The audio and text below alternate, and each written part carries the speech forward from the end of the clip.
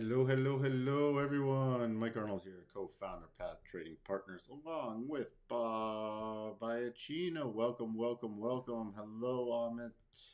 How are you today? By the way, let me know how my volume is. Let me know. I'm trying to make some sound adjustments. If I'm coming in too quiet or too loud, please give me some feedback. Well, obviously, we did not get the bounce. Started to get the bounce in the Dow this morning and then rolled over. Hey, Danjit, inflation expectations coming in horribly. Please increase it. Okay. Let's see. Is it better now? Better now?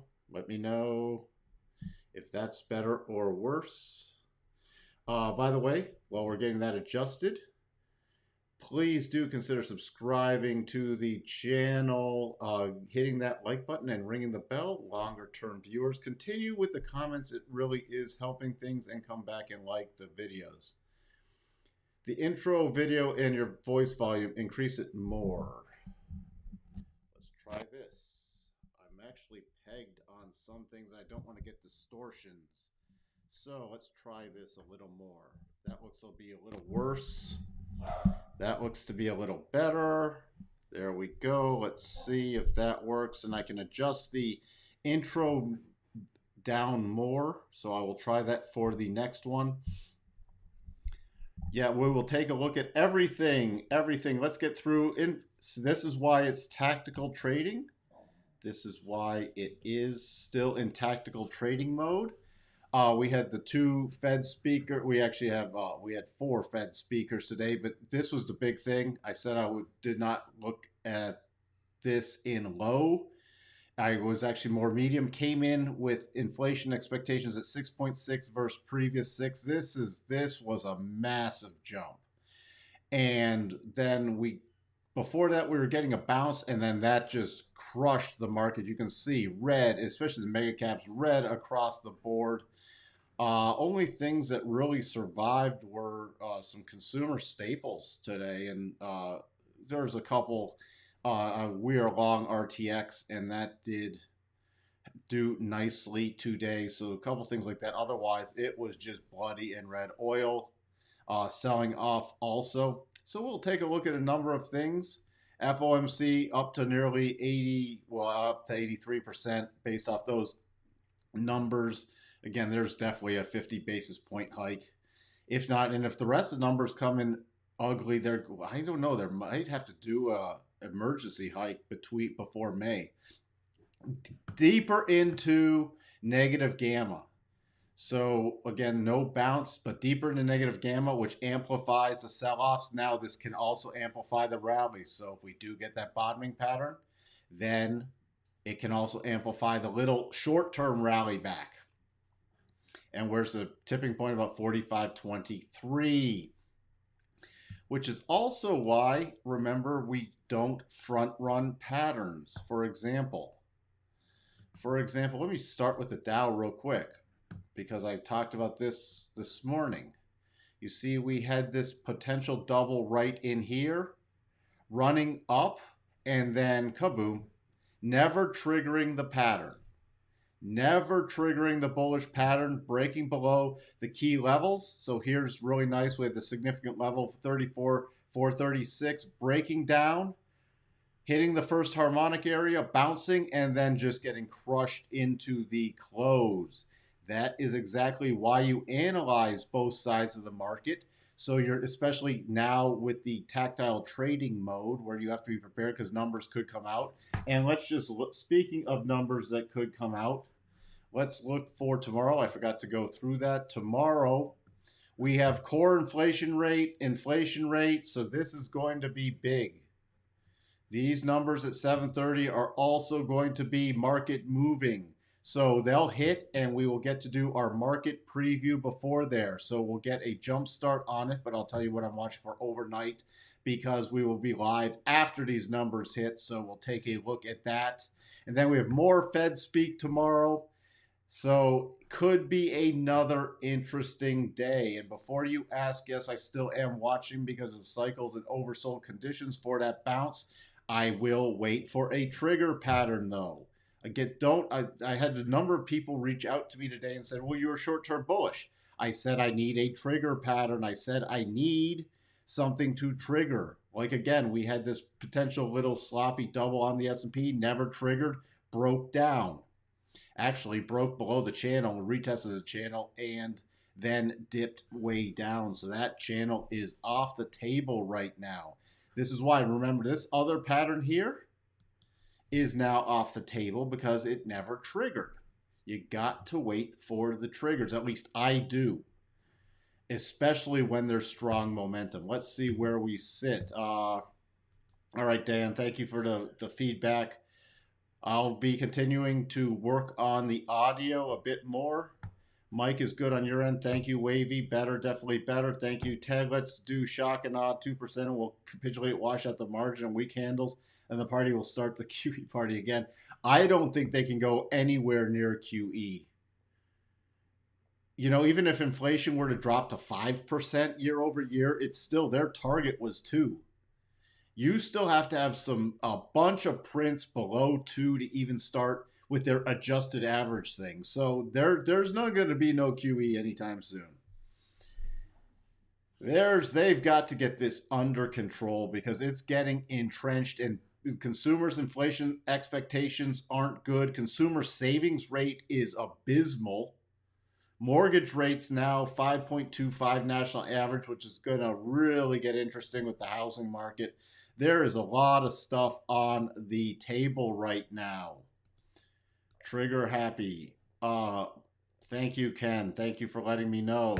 CPI may be crushing tomorrow. It might be. It would be interesting if it comes in a slightly better than expected. That will actually be interesting. Let's say it comes in like at 6.5 versus 6.6 or 8.3 versus 8.4. Will people actually buy the markets then? That's what's going to be fascinating. I'm not going to predict anything, but I'm just very curious. It's actually the interesting thing about the markets and about trading. You got to trade the price action because I don't even know how people will react to this. You know, if we've already sold off a ton. Can it go lower? Yeah. We're still above the 50% level from the run up at 17 in March. When does it really tip? About 43.17. I'll be interesting to see now, based off this little dip today, to make new highs would be very interesting. But to get a nice retrace back up to at least 45.27 and then start looking for some rollover patterns could completely be in play. I would actually be very surprised if we went to new highs, but that will probably happen then, because the market will surprise me at every turn of the page. Let's see where else we sit. So, not yet down this harmonic. So my key support, if we continue selling once it pops back on in a bit, like once we get through that break, is about 4,400, 4,398, 4,395, 4,400. I'll be watching for some bottoming price action in there. Resistance is now 44.41, where we broke down from. I do, and I'm going to be watching for setups, especially with European Open, aggressive setup on the 4-hour above this high on a closing basis only.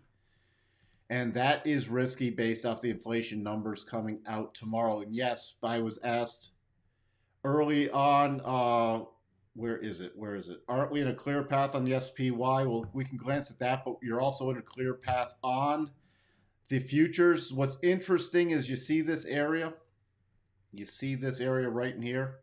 That's right behind the clear path.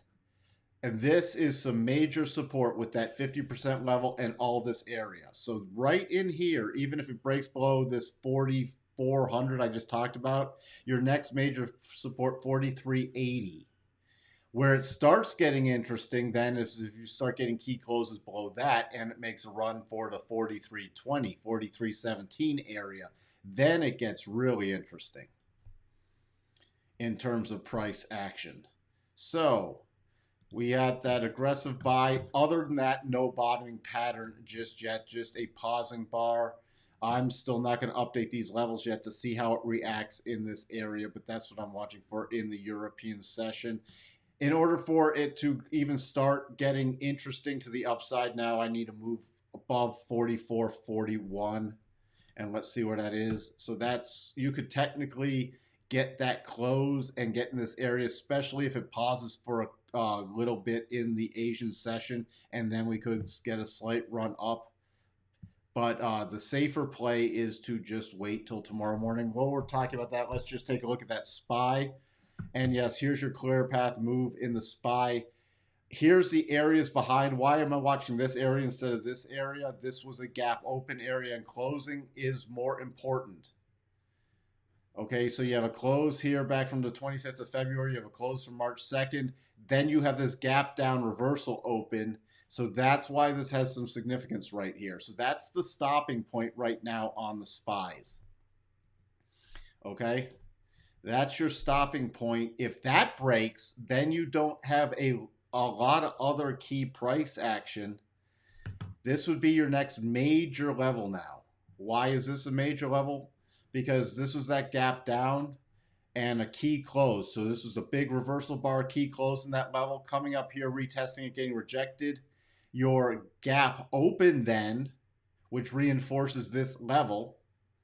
And then, so this is now your next major breakdown behind the significant level. And also, if you're doing your analysis on this from the last little run up, approaching that 50% level, but this 62.5 is key. So this is a very interesting level to watch for in the SPYs tomorrow. And also, if you do get a reversal and a close tomorrow above today's high, it is a bounce entry play. NASDAQ just down 226 basis points, slicing through that 50% level. Not again, we tried to get that bounce and then the roll over into the close. That was pretty bearish price action. I'm just gonna dip this down to here and see where it gives us the next levels. Again, aggressive play on a close above this 4-hour bar, which comes in at 14,123.75. What's interesting though is you're running up here now. The 14,255 is key resistance, so that would be a very aggressive play. And now look at these harmonics. Your now new projection harmonic. Let me wipe some of these levels off with this sell-off. This new projection harmonic is right in line with your 62.5, so that is major line in the sand for the NASDAQ, about 13,815, 13,814 area. Very key. And then below that, we have a significant level still, and the next harmonic coming in at 13,656. Based off the daily, again, we are at cycle bottoms, and sometimes these cycle bottoms, like this time, this is why I wait. You see how it's cycle bottomed, and it took a little bit, and then we finally got the bounce play. Then we had cycle bottom, little bounce, cycle bottom, and it took a couple retests, and then we got the bounce play. That's why, again, don't just try to say, okay, we could be at a cycle bottom, or okay, it's oversold, I'm just going to blindly buy it. You have to wait. Whatever your entry signals are, you wait for them to trigger. I'm going to keep reiterating that in this tactical trading market. So those are my levels, and then to the upside, really all I'm watching is this aggressive buy pattern, and now key resistance is 14,204, then 14,252. So those are the key levels I will be focusing on again tomorrow or tonight. Dow actually closing back below this significant level. If it does continue lower tonight, I'm going 34.93 to 34.100, and then major support coming in about 33.955 to 33.970. But I'm really focused on this little area right in here. We closed below this key significant level, and you can see that on the daily, closing below this support shelf. So I'm going to watch to see if this key low now holds. And yes, this is another clear path, but the significant area is right around 38.55. So that's your next, if it does break below 34.100, then that's your next key major level. Russell actually held up surprisingly good. today. By the way, that double still is in play, so we'll be watching that tomorrow, but as again, not key triggering. This is sloppy now on this side, but I still will watch above 2016. DAX, again, now this is not a double anymore. I will just be watching above. It'll be interesting now. This has turned more into a horizontal channel play versus just, there's your horizontal channel play. If we do start breaking below about 14,076, keep in mind we still have a gap fill down here that would come into 13,983. So that's the short downside play. To the upside, I don't really have anything until we get above about 14,300 again. Crude, still watching for this little short-term pattern right in here. This is still a valid double right here, but we need the move above 98. What's the high here? 98.76. So that's what I'm keeping an eye on. Also, we have an aggressive buy above about 96. So that could be a front run pattern. Keep in mind, you can see this little double on the daily, and that's just for a short-term bounce at this point. We tried to dip below this 95.53 and could not sustain any move. There is still buyers in here. So again, if we roll over, retest this area, and then continue momentum down, then I'm targeting 88.91. Until then, virtually in this, between the peak of the double and this low area, there's nothing for me to do. It's really just either to break down or breakout play. Gold could not sustain the move today. Again, selling pressure, not really surprised with that because of the amount of selling in the markets today. And a lot of people will take profitable things like gold positions and sell them to cover losses. Just missing the next little harmonic, which is also why I continue to do gold around, from my educational advice, continue to strategically trade around a core position for both gold and silver. Silver holding up a bit better in gold, but still really nothing to do. Notes, yes, I am still watching for the longer term bottoming pattern. This sloppy double is still in play, rejected with the little 4 hour the 4 hour rotation zone, but still watching for these patterns, these levels, the upside 120, 120.03, and then major 120.05. Not yet down to the next harmonic cluster area. Dollar index, again, holding up nicely, but nothing substantial on a breakout play. VIX, I said I was watching above 25.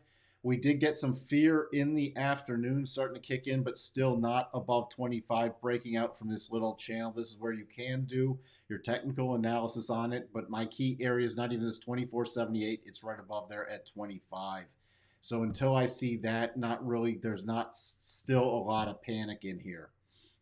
Yes, there was upward pressure on the VIX with the downward price action, but not a lot of pressure. Let's see where else we sit.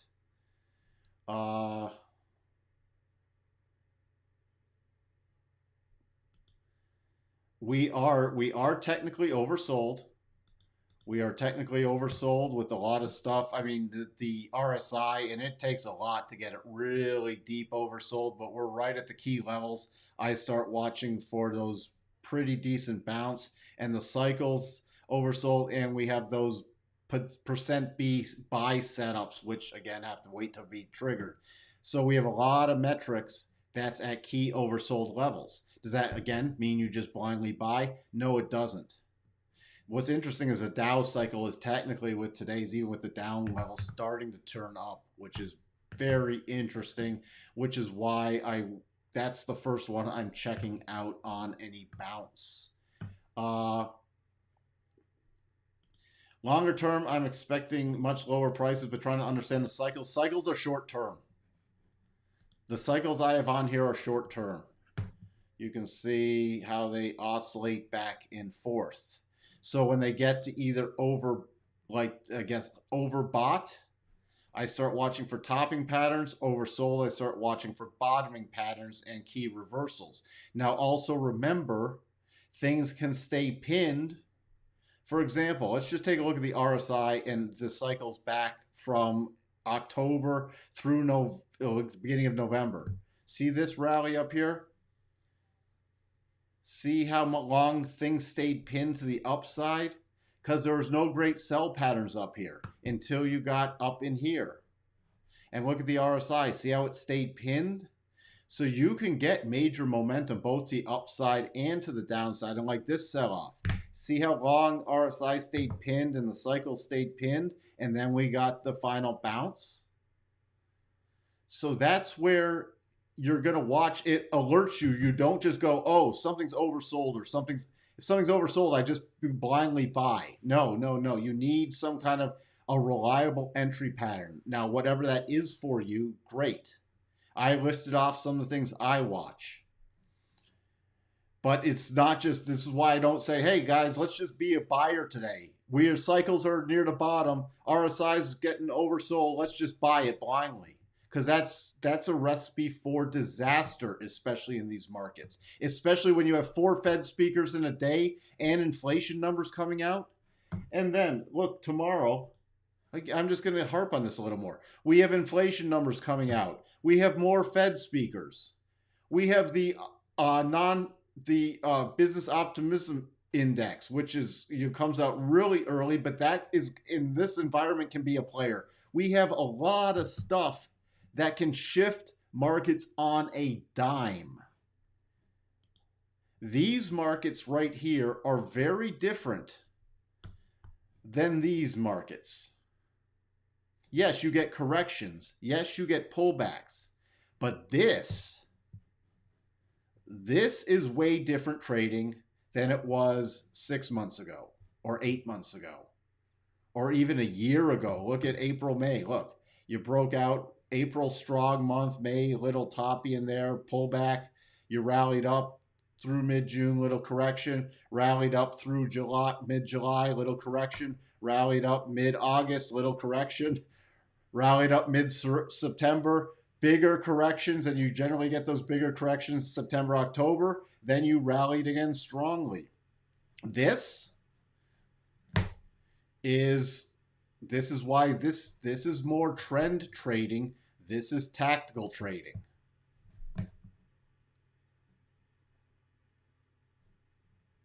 What if double-digit CPI? Well, then, if we had double-digit CPI come out tomorrow, like what, the core? Or I wouldn't. If you got double-digit on core, that would just slaughter them. But then the Fed would probably have to step in with an emergency 50 basis point hike. If inflation is, even if your non-core is over 10, we'd see some serious downside price action. What you really watch for tomorrow is how the core inflation month over month and just your inflation month over month come in. Like if this came in at 2 or 2.5, that would be a disaster for the markets. Then I could actually see Fed starting to talk about a mid-cycle hike, meaning since there's no meeting in August, a mid-meeting hike, I should say. Then they'd probably start talking about that. Maybe we need to step in ahead of the May meeting and do something. Let's take a look at some stocks real quick. Yeah, Fed would have no choice but to aggressively hike and I think they'd have to hike up before May. It was interesting to see every single sector you cover on the weekly sector overview was down today. The only bounce I saw was in IYT, and that can happen. Again, I talked in the sector overview, and thank you for watching that. There are some things that you focus on, but even consumer staples, and one consumer staple that we are in, I mean, this is a testament to how well. Look at Altera. Okay, look at that. That's strong price action still. That's strong even with the sell-off. So some consumer staples did hold up better than others, but that's where I look at the sectors and then watch for pullbacks. You barely even got a dip on this one. Let's see. The whole market has been interesting since early 2020. The life has been interesting since about mid 2019 in my book. But yeah, 2020 kicked off for the gain retracements that closed and bounced from the 50% level is usually a sign of a continuation of trend. That's a very key level. The 50% level is very key on any pullbacks. Anywhere actually, 50% is a very key level because so many people watch it, but anywhere in between 50 and 62 is interesting. And statistically, once you get the close below 62 and a half, it favors a retest of the lower price action.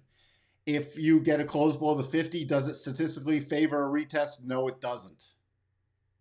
So anywhere in here is for a bounce play, just in whatever you're following. And that's testing's been done for many, many years across many, many markets. Someone bought 5 million QQQ calls today. Well, hey, there you go. Maybe they're prepared for the bounce play too. It wasn't me. It wasn't me. I did not buy 5 million Q calls. It wasn't me. Yeah, we'll take a look at AMD. So up tomorrow then for Q. We'll look at the Qs first. What was the strike, Rich? What was the strike on those Qs?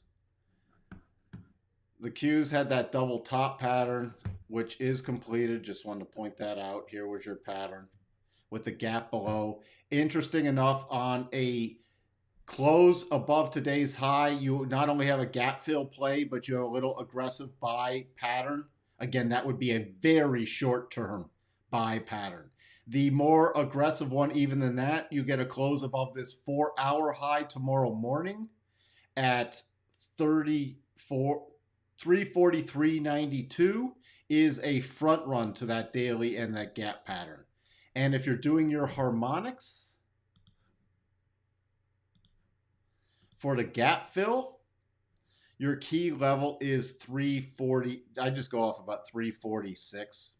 Roughly the high of the first 4-hour bar today is your trigger for your gap fill.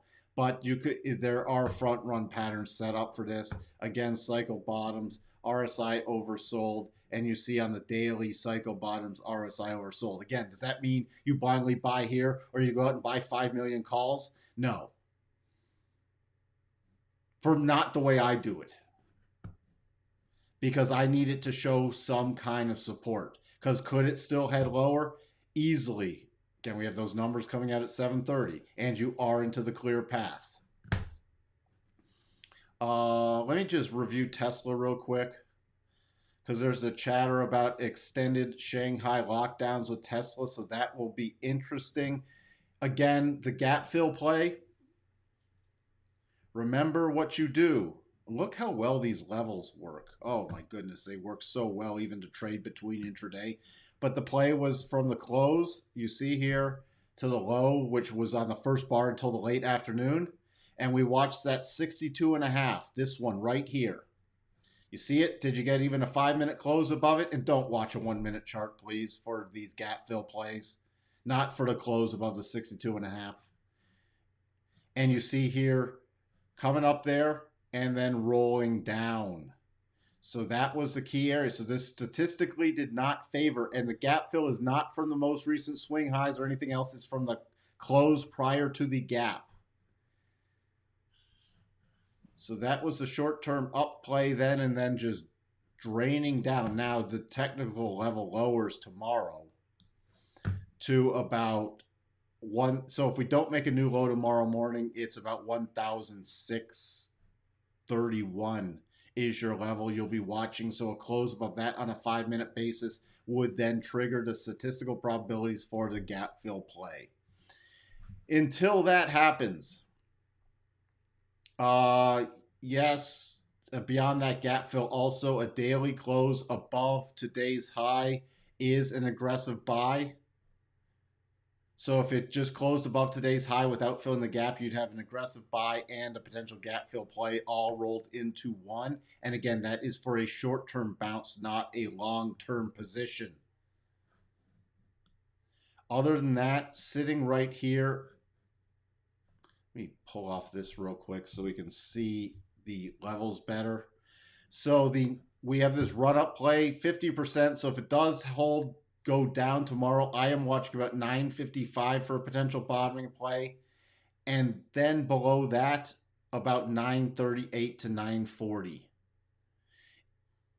That's the downside, and I already listed the upside if you're watching for a little potential area about 994.50, 994.60 could be a little front run play to the upside, but that would be based off the unfolding morning price action. Now, what do we want? AMD. And I'll get to be patient with the comments. I'll get to them in a second. AMD, by the way, that never triggered. I haven't looked at AMD in a couple days. So here's an example. Really nice example. We had the run up. You got the close below the 62.5. Even with a slight pausing area, then we targeted, when I talked about that before, 103.29 to the most recent lows, and then it continued lower. So that's why once you see that close below that 62.5 is very key. Your next levels down, you could either do the reverse harmonics here, or it's virtually the same area here, or the forward harmonics. Again, you're not trying to get the exact high or low, so it's going to get close.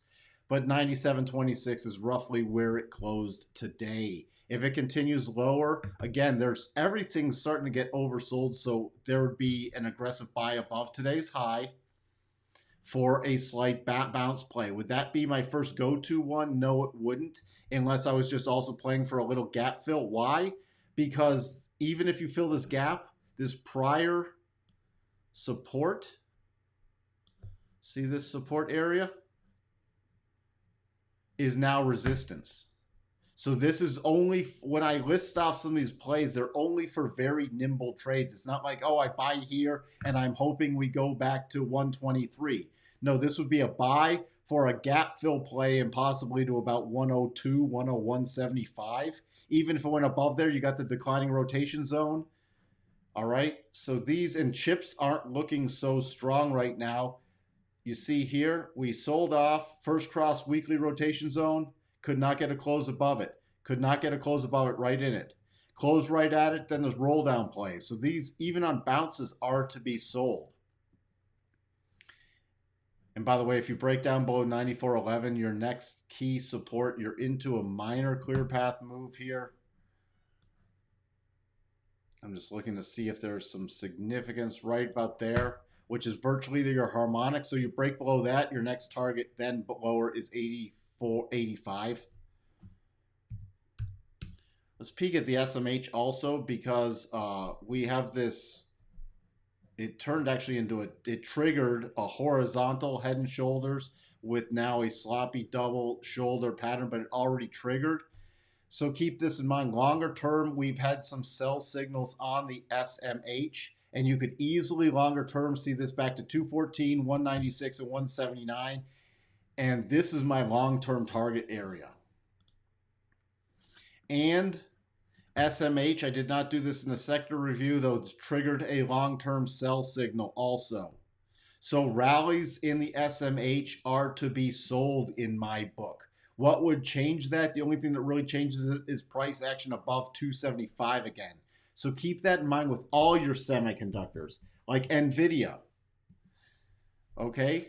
Nvidia still is not broken key support. Now, Nvidia, if we do start getting a rally on, I'm watching for a short-term bounce play in Nvidia, and I like this better because it's still holding key support. We have aggressive daily close above today's high, 223. We have this decent gap size. So I am watching for a bounce play, but this again has to be aggressive. That's where I am keeping an eye on this. And if you want to do your harmonics for this, for the gap fill play, make sure you get it to the close.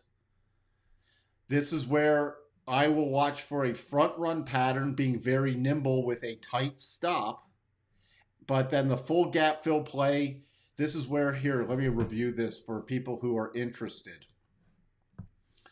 For example, if I get in something early, what do you think I start doing? I start raising my stop at the 50% level, and then again at the 62% level.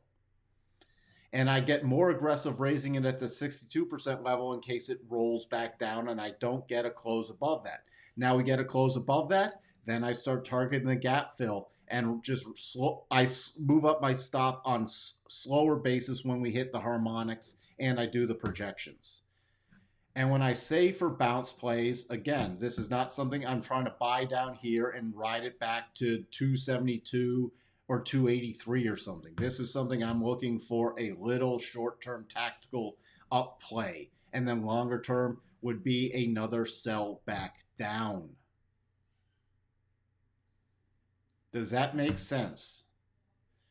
I want everybody here to not confuse tactical short-term trading versus long-term. Yes, long-term I am incredibly bearish because, and I have about another system that might tip over by the end of the week with another major long-term sell signal. So I'm very, very bearish long-term. But then short-term, I like to, if you're playing some of these short-term patterns, would I be an aggressive seller down here? No. I'd be an aggressive seller, especially if you fill the gap and we even get back up to the 200 area. Then I'm much more an aggressive seller. I'm not an aggressive seller down here. You might ask them, well, what happens if, let's say tomorrow was another bad day and we close below 208? I'm still not going to be an aggressive seller. It's just going to lower the levels I come in on any bounce to be an aggressive seller. I don't like selling when cycles are at the bottom. I like selling when they start rotating back up to their top against key resistance. Looks like the bottom gap on ARC get filled first. Let's check that out. Yo, you remember that from the other day. Welcome, George. Welcome, welcome, welcome.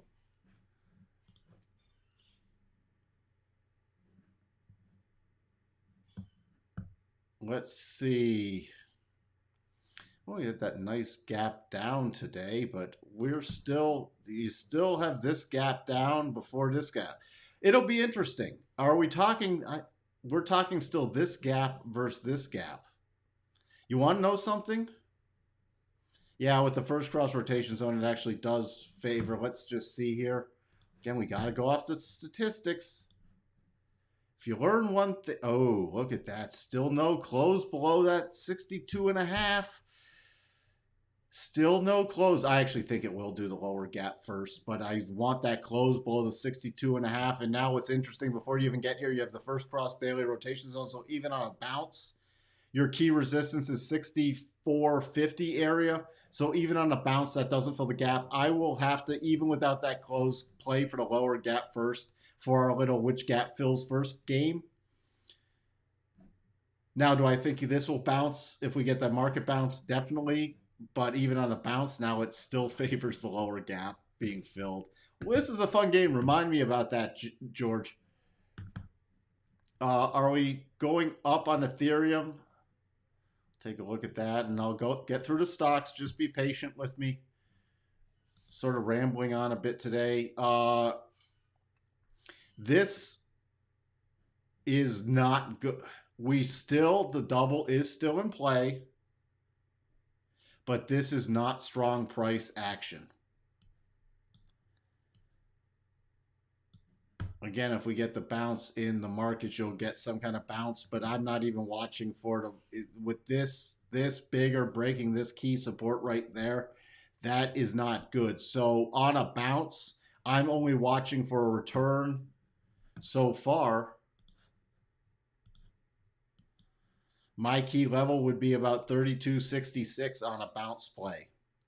The only way I start getting bullish again, longer term, is above 33.53, but I doubt these levels will come into play. As I said before with doubles, when it can't even get to the first target and rolls over, That is not good. That is a very, very weak market coming in. With Bitcoin, we did have this double top, which has gone through all the targets and broke this key support level. So Bitcoin still this longer term doubles in play, but this again very, very weak. It could not even hold this glass key level. So I'll be watching for a bounce in that too. But again, unless we get above that 62.5, bounces are to be sold. And I'm really watching. Why am I watching this 50% level so well? Because you see it was this rejection here, rejection here. So I just have price action reinforcing it.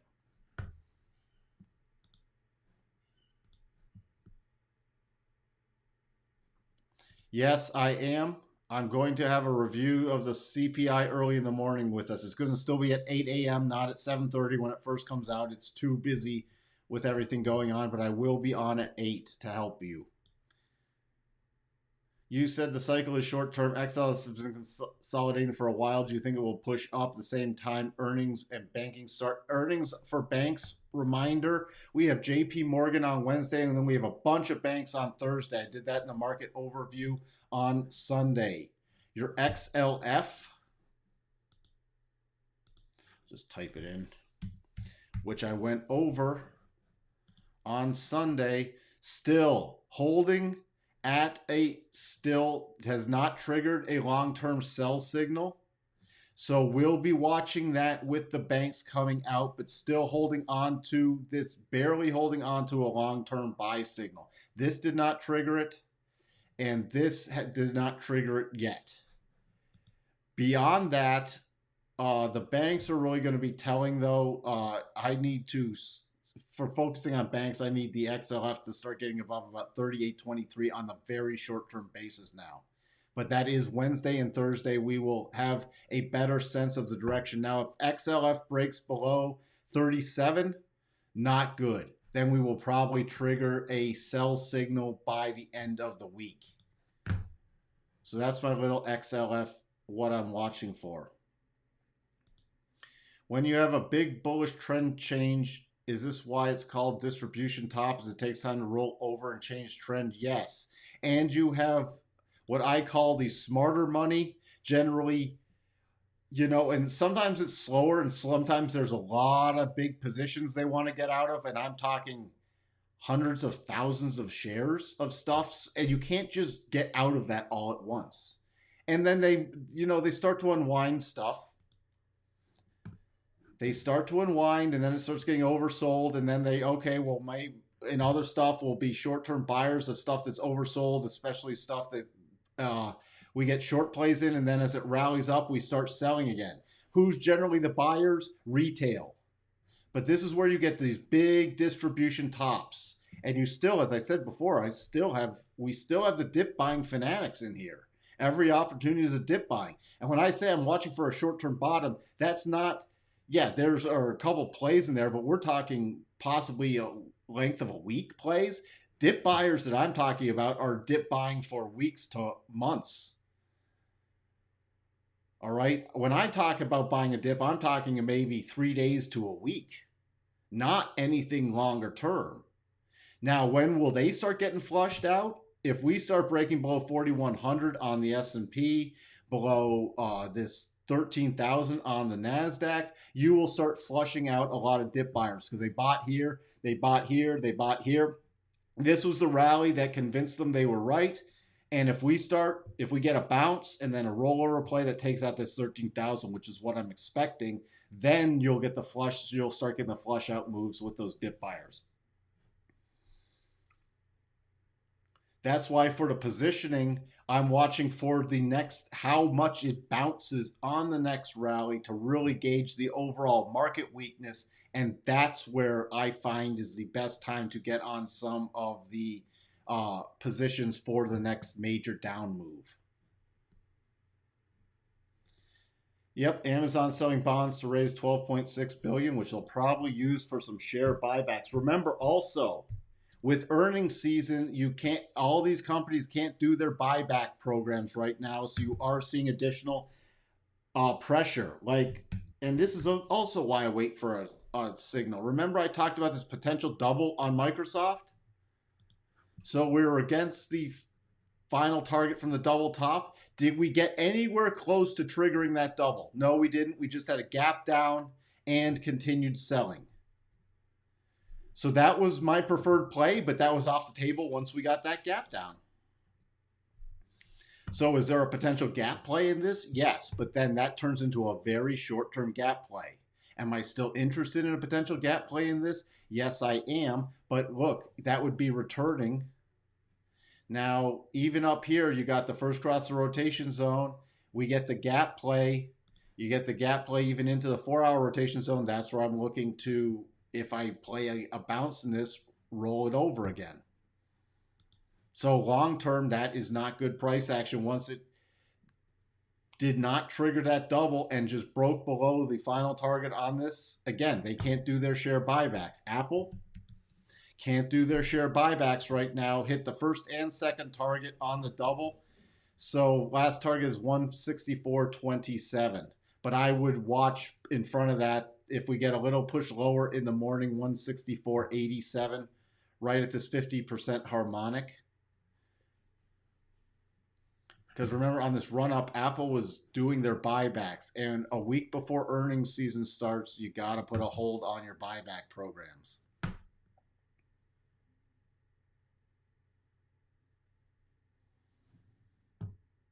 So this is also why, again, you wait for your reversal patterns to trigger. Christoph posted an interesting trade on MMM in Discord. It triggered double bottom on the daily with a couple of gap fills above. Well, let's take a look. Here is your, again, if you're not a member of Discord, you should really consider joining it. There's a lot of great people that study this stuff, and yeah, it's triggered, still holding up. Yeah, there are some, this is the major gap play I'm watching for. And this is where your sector review with materials comes in, and manufacturing and everything else. If you want to play this at this point, I'd be watching for a close above about 152. That will give you plenty of time to get in this to the upside. If you want a little more conservative, about 153.30. And then you have the gap fill. Also, if you're doing your gap harmonics, you can see here, it can take a long time. Here was the close back above your 62.5 and still favors the upside price fill. So you have your double, you have the statistical favors the price fill. So that's a very interesting play.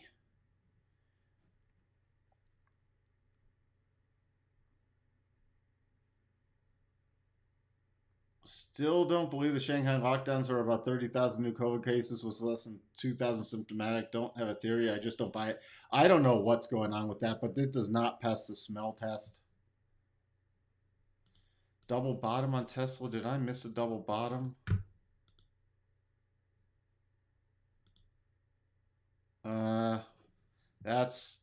I would just play this. If you're looking to play this, options 22. Again, 995 would be the first level I'd watch tomorrow morning. And then it would just be, that would be a front run to the gap fill. This is not a well-formed double. So the level you want to watch is 995. Tesla always has gaps to fill.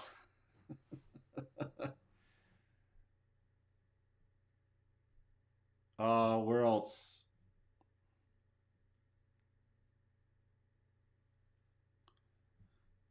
Don't worry, Kratos. Well, what did you hear? Kratos, Tesla holding up surprisingly well compared to even the rest of the mega caps. Nearly back to lows. Only Apple holding up equally. And Tesla is a beast in itself. Long term, we'll see much lower price action, especially once stuff really breaks down again. Short term, I could see again with the market bounce, a bounce in Tesla. What would change that? Again, we just watch that 62.5% level. And then Amit, don't worry, Kratos, Tesla will join the bloodbath. Most investors think Tesla's magic stock. Well, Tesla's the most gamified stock with the options market. That is what's key also. Again, you have Tesla options a lot of weeks out trading the S&P and NASDAQ options. Come on. You're welcome, Amit. Thank you for all you do and this dedication to the channel, the quality of teaching and content. Just trying to help. Yellen said last week that Russia using Bitcoin to avoid sanctions. I think the U.S. will ban Bitcoin soon. I actually think there'll be major moves against Bitcoin. And it's not just because of that Russian thing. It's also because more and more awareness is coming on with the stablecoin fraud, and they're going to have to do something with that. That's got to get flushed out of the market. And now what do you have? You have 18,800 cryptocurrencies at this point. It's stupid. I thought 10,000 cryptocurrencies was stupid.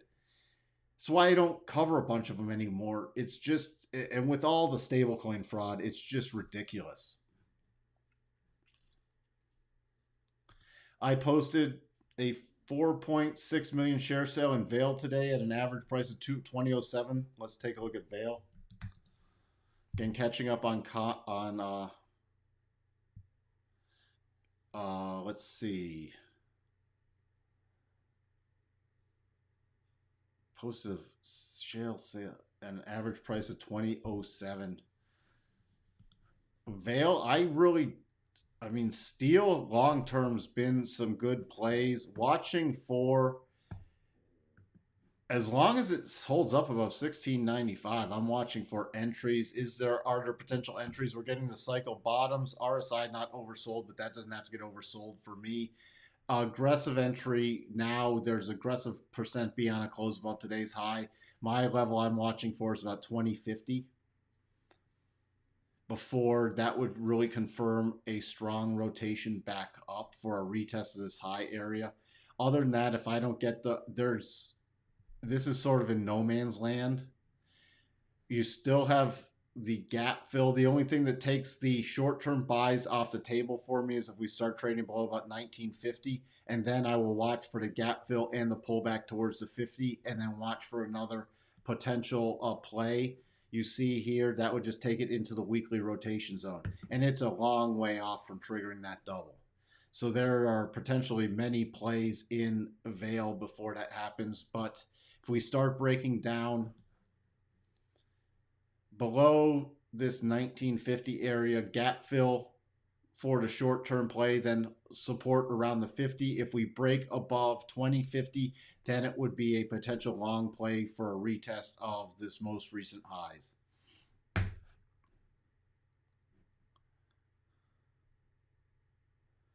You're expecting us to touch 39 to 3,800 in the S&P. Yeah, I mean, well, look, the next harmonic, I'm expecting it actually lower than that longer term, but 39.25 is the next major target to the downside. Great lesson today, hammering why patience is so important. No trigger, no trade. Thanks, Mike. And just because you think something's going to happen, and just because I say, you know, I'm watching for short-term bottoms, we still don't just go and analyze and just go, oh, let's just analyze the upside price action. No, you always got to analyze both sides of the market. Else you get blinded. Wavy's target is 3,500. Since we're calling out targets now, again, if you want the longer term targets,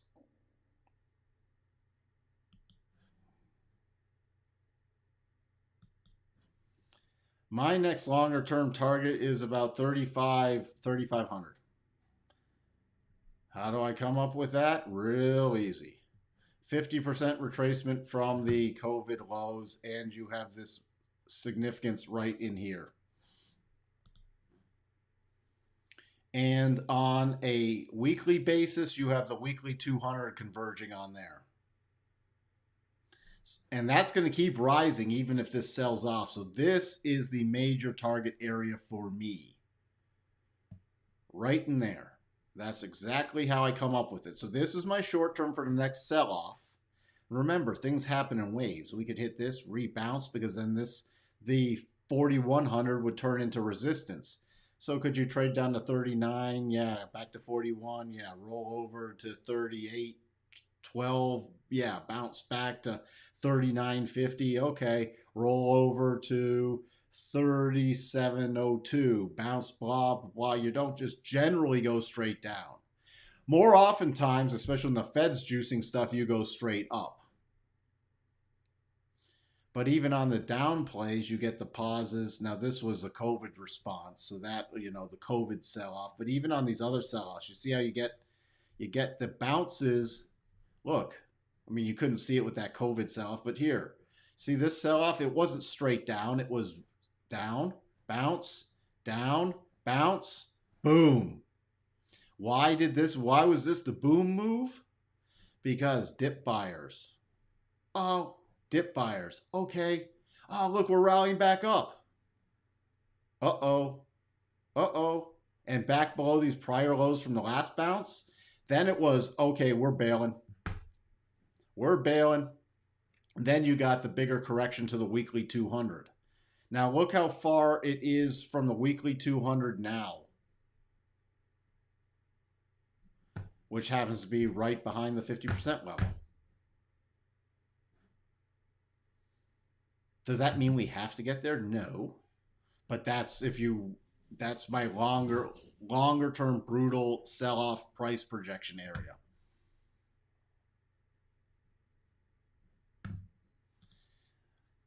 So Amit says, damn, Wavy, I thought I was bearish. I'm an Omega bear at heart with the current economic scenario. I could see these levels getting hit easily. They would not shock me.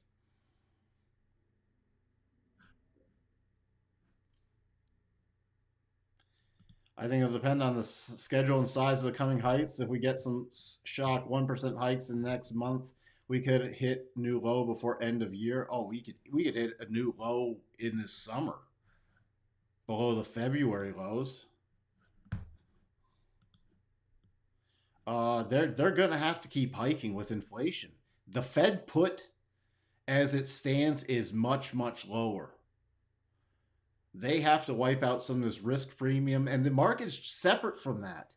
Need to get reset. I started talking even back in November. We need a PE reset on this stuff. PEs are still way too high. A lot of the fundamental stuff is way too high. We need a reversion to the mean, and it'll probably overshoot to the downside, which is why we'll at some point we'll get some great fundamental and technical buys. This is why tactical trading is great, but long term, I want to get to some of these great key levels and then watch for the longer term patterns to unfold.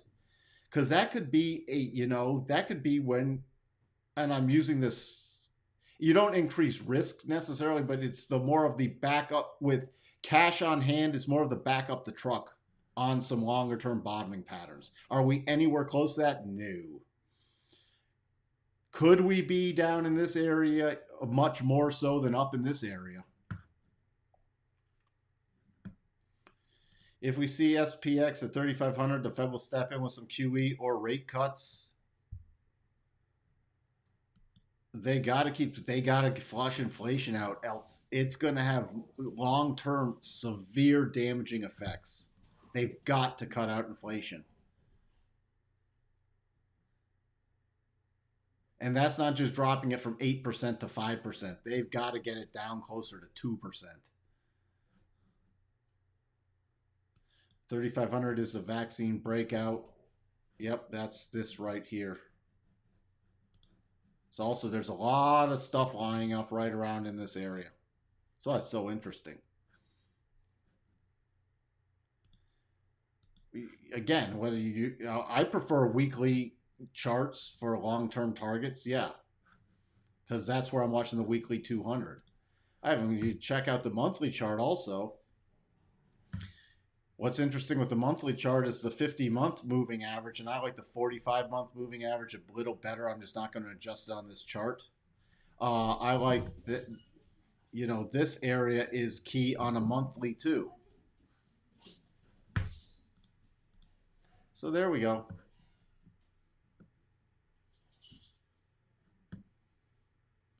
Yeah, we will have some great opportunities. Maybe not this year, maybe next year. Have the cash ready to make some great long-term buys. That's exactly right.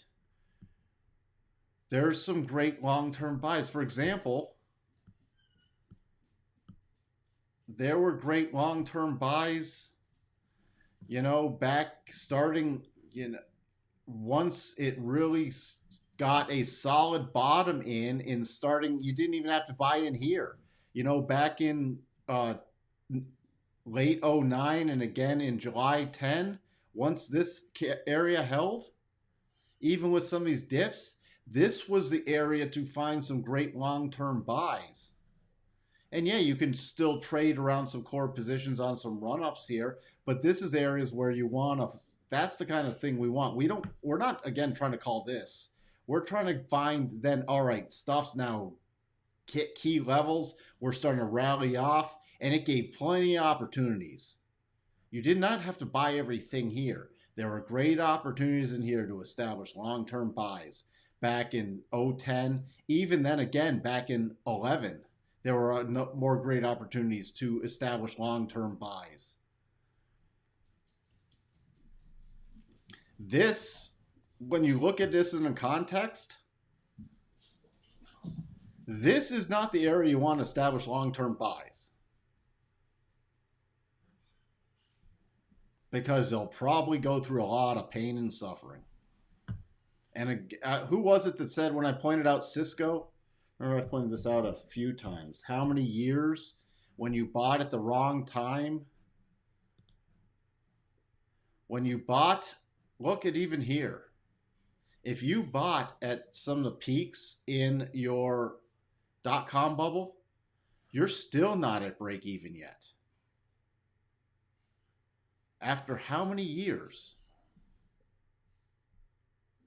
Okay, if you bought, and this is a monthly chart, so if you bought in March of, or even April, even the end of February, you're still not at break even.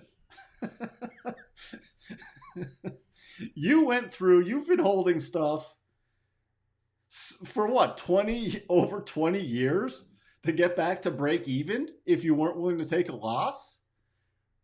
And you might be holding it a lot longer too, based off of everything breaks down again. So just keep that in mind. That's why, you got to be smart when you're really looking for long-term plays. This was not a great long-term buy. A bunch of places in here were better long-term buys than anywhere up here. And people forget that.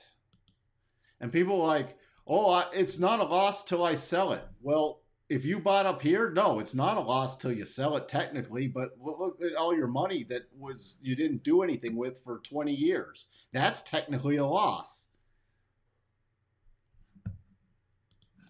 Just wanted to throw that out to newer people watching the stream that think about this. Why, you got to, when you're really looking for those long-term plays, why not only the technical patterns, but at certain times I start reverting. And I'm not a fundamental trader at heart, but I will watch long-term fundamentals, especially when they get into 98th, 99th percentiles of stretched valuations. It's not a time to be putting in long-term trades. It's a part, you can still trade things short-term, but it's not a time to sit and say, I want to own Apple for the next 20 years up here. I want to own Apple a lot lower than here.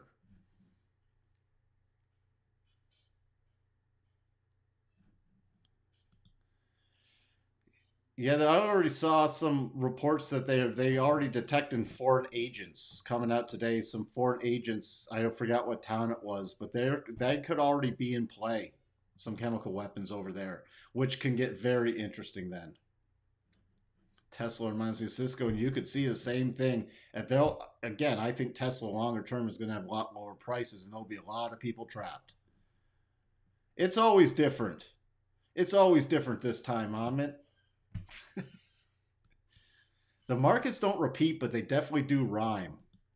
Depends on what stock you bought is why you need to make deep research before starting a long-term portfolio, which is why when I start watching for longer term bottoms, I will start watching for the key fundamentals. And dive into things because that's stuff I'm looking for to hold 5, 10 years. Yes, and I agree. You do a lot more research. Now, technical trading is great to establish positions, but if I'm talking about something I want to own for 10 years, I'm going to look at the fundamentals. And I don't want to own fundamentals that are at 98th percentile highs. I want to own fundamentals that even revert below the mean for long-term companies that are great plays. And then I can do entries off the technicals, but these are stuff that, and again, if you're trading long term, can you trade around a core position? Yep, and that's the whole goal. But you establish a great solid core position, and then you can tactile trade it around there while it appreciates over years. Hey, Lauren, welcome, welcome, welcome. And yeah, I completely agree. If you don't know what stock to pick, just buy the S&P 500 and the S&P 500 once we get to, buy the spiders and sit on your hands once we get to some long-term pullbacks because you can look at stuff fundamentally on a lot of companies that make up the S&P 500 and we hit key long-term reversal patterns much lower than this. Yeah, you don't know what to buy? Buy the spiders. Completely agree. Or you could structure your portfolio even half in spiders, half in some other basket of stocks that you like. Just make sure that other basket of stocks isn't making up most of the S&P 500. Otherwise, you might as well just buy the S&P 500. Thanks for the extended lesson today. Appreciate it. Let's rock and roll with this CPI tomorrow, and I will be on. We'll wrap it up now. Thank you for I lost track of time. Thank you, everybody. Time for some Peloton action. Well, I did my Peloton rides earlier today. So what am I? I'm over 7,300 rides on my Peloton. I've owned one for a very long time. So everyone have a fantastic evening. And I will see you all tomorrow. If you're new here and you did learn something and you are not yet a subscriber, please do consider subscribing, ring that bell, hitting that like button. Longer term subscribers that just watch the stream, please come back and leave some comments, especially if you learned something from the teaching action so more people can get this in their distribution feed and might want to become subscribers and just sign up to help each other learn and grow as traders and investors. Cheers, Josh. I will talk to everyone later. Bye.